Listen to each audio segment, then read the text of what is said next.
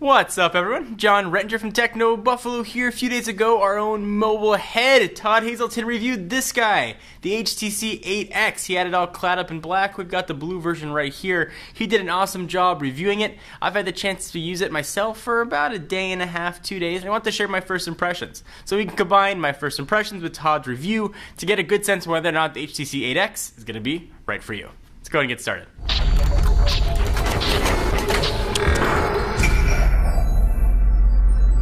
Alright, so here is the HTC 8X. Some of the stuff will be a duplicate of what Todd talked about in his full review, and again, the link to that is also going to be down below. Some of it will be my first impressions.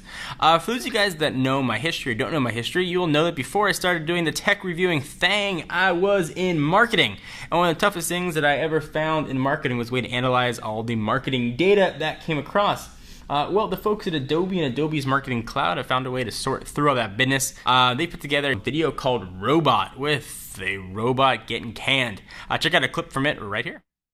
Look, this isn't easy to say, but we found a better way to analyze our marketing data. Better than me? Yeah, a faster way to figure out what things mean. I've worked here 5,732 days. Yeah. If you want to see the full robot video, check out the link down below. And to commemorate such an awesome occurrence, we are giving away 2 $500 gift cards. Hit the link down below to figure out what you gotta do to enter and get some sweet, sweet gift card action. Alright, so the first thing you'll notice about the 8X when you pick it up is that it is incredibly thin. Feels like a razor blade, like you can cut chicken or cheese with it. Really incredible. It's not that the phone is actually that thin. It's just the way that HTC designed it. 0.4 inches, by the way, on the thinness scale. But its sloping design really sort of show HTC's design chops. Again, this is probably the best phone HTC has ever designed, in my opinion. I mean, it almost feels like there's nothing there. The 4.3-inch screen here is absolutely gorgeous. And we've got a HD screen, 1280 by 720, so yay.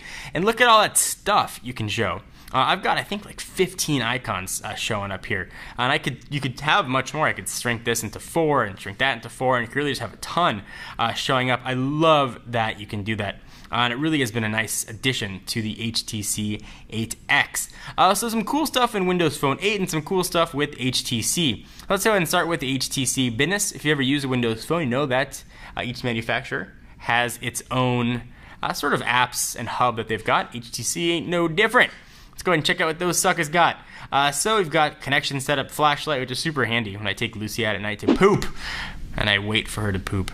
And I wait, and she doesn't. I can see what's going on with that flashlight. That's probably more information you needed, but it is all here. Connection setup is great if you're using an unlocked HTC device. It automatically puts in all your carrier settings, which is pretty neat. So one of the big questions people have about Windows Phone is the apps. Hey, John, there aren't many apps. The apps aren't going to work. Well, to some extent that's true, and to some extent it's not true.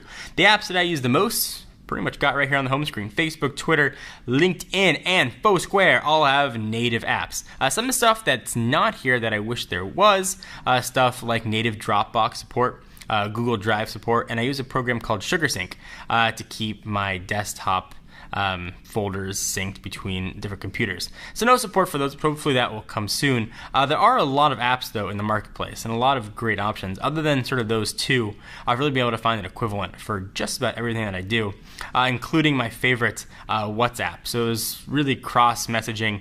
Anything you need is going to be here. So from a design standpoint, a feel standpoint, I love the color options on the 8X. You've got crazy lime green, blue, black. Oh, this one kind of looks purple. It's got a soft touch feel to it. It feels very similar to what we saw on the 1X, but with that little bit of a soft touch to it.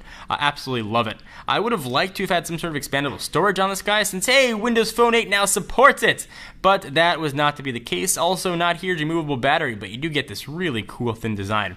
I've tested pretty much every phone. I've manhandled every phone that's come out over the past almost 3 years. And this phone feels the thinnest. It's not that it really is that thin. It's not really much thinner than an iPhone 5. It just feels it. So really hats off to HTC. They've learned a lot over the years with their design. So some cool stuff going on here with Windows Phone 8. Let me show you some of that. First is in the lock screen. All kinds of new stuff is going to show up in the lock screen. So first, hey, you can see email is going to show up there. So you get sort of full text that'll show up. Pictures, you can choose whether or not it'll show your Facebook pictures. We'll choose the Bing picture of the day. Kind of neat. We'll go ahead and scroll that off, and I'll show you the settings there for lock screen, something that I've actually really enjoyed. We'll jump into lock screen. You can pick your background, whether you want photo, Bing, HTC pictures, or Facebook. Kind of neat. And different applications you can have that'll show up there as well, and I can see the ones that I have selected. Very, very nice to have that here as well. I've got a lot of friends that are abroad, and they've been happy to have multiple language support here. One of my gripes with Windows Phone 8, and this is sort of a silly thing, is that you can't turn the phone off and charge it. With every other phone I've used, iOS or Android, I can plug the phone in, let it start charging, and I can power it off. Not so here. You got to put in airplane mode and turn the volume down so calendar alerts don't go off. It's kind of an annoying affair. So that might bother you. It does bother me. It's definitely one of my quirks with the phone.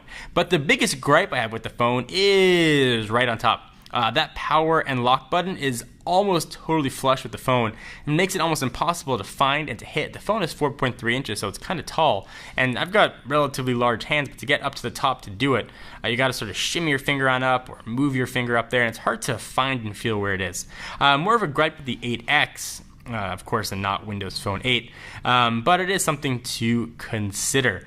Other than that, it's really the only big gripe that I've got. The few things I had with Windows Phone are still here. When I push this down, it just shows me a visual indicator of how much battery I've got. I wish I could actually see the number. I know I can go into settings and see it, but I like to see it right from my desktop. I love the live tiles, so you can shrink them down to size. I've got something like weather there. It'll show you what the weather is in sort of tiny, little tiny tile. To resize is pretty easy. You just go ahead and select it, and you got a little arrow. You can shrink it, different sizes, make it giant, really whatever you want. It's incredibly easy to use. So on a previous Windows Phone, I can maybe see 6 or 8 tiles depending on the size of the screen. But now I can just see a ton. So really I don't have to do much scrolling down.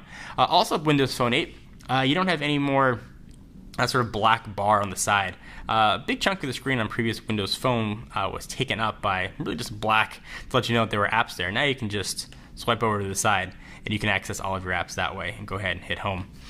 Still the same way that you multitask, hold down the back button and you can scroll through all your apps. Part of me kind of wishes like I could close them like that, but not the case, unfortunately. Overall, after just a couple of days, I'm really crushing on Windows Phone 8. My Windows Phone love affair has been rekindled. And for about $100, this phone really is a steal. You're going to want to be wary of the apps though and check to make sure that the apps that you want are available. Some other new additions here, you can back up all of your application settings and store that stuff offline, so it makes switching devices a bit easier. But overall, I'm really enjoying HTC 8X. This is going to be my daily driver for a while. So if you're looking for a lower price phone and you want sort of a fun and new experience, really look no farther than the HTC 8X. So what do you guys think about the HTC 8X? Is it the phone that you want to carry for the next 2 years?